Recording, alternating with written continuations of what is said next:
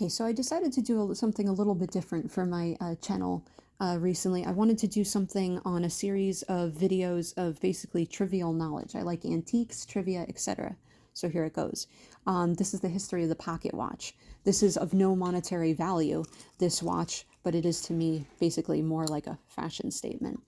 Peter Henlein is credited with the invention in 1510 from Nuremberg, Germany. Originally, the pocket watch was a status symbol, an indication of wealth and social standing, and often passed down through the family, and only had an hour hand. So the original watch only had an hour hand.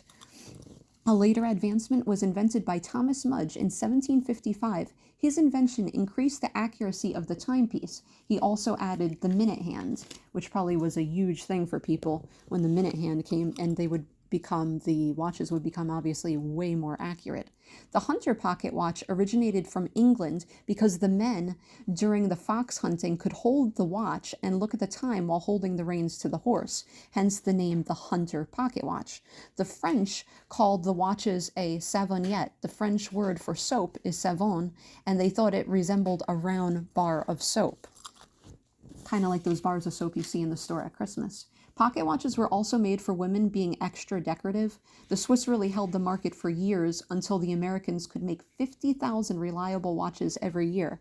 So then the Swiss didn't quit. They instead focused basically on precision and accuracy. So although the Americans could make more of them a year, the Swiss held on to their reputation, and as we know it today, we think of the best watches are actually Swiss, and everybody thinks of a pocket watch, they automatically think of a Swiss pocket watch. King Charles II actually introduced waistcoats specifically designed with pockets to hold a timepiece. It was a big fashion statement and a big symbol of wealth back then. Pocket watches began to taper off around World War I when the soldiers appreciated being able to have their hands free and they were able to wear a watch around their wrist. The irony and the craziness of that is that wristwatches were actually thought of as effeminate, and it wasn't until around World War I where it slowly started to taper off, which is very interesting to me because later on now all men, many men wear watches. Pocket watches actually made a comeback in the 70s with some retro clothing styles, if anybody's old enough to remember that. And there are 6 basic styles of pocket watches. The double half hunter pocket watch, which has a front and back lid with a window to see the time through. An open face pocket watch that do not have a cover. Nurses' fob watches worn on the clothing instead of in the pocket. Full hunter pocket watches that have a cover for the face of the watch. Double hunter pocket watches have covers on both front and back of the watch, and half hunter pocket watches have a cover with a hole in the center so you could see the time without opening the watch.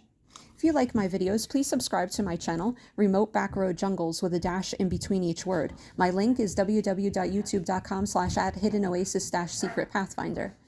And there you have the history of the pocket watch and how it came to be and how I unfortunately went out of style. But for some of us who like antiques, it never will go out of style.